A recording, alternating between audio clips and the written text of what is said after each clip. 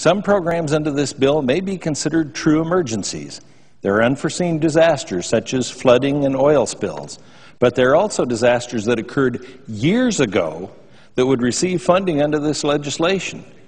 Funding may be needed for those programs, but the lack of funding was certainly not unexpected and should have been in last year's and this year's regular budget and appropriations process. But appropriations and budgeting have been so disfigured, contorted, abused, and ignored by lawmakers in recent years that the system is broken, and you have a series of omnibus and emergency or supplemental bills. The American people have made it clear that Congress needs to be fiscally responsible. They've made clear that they do not support our spending billions of taxpayers' dollars with little or no debate.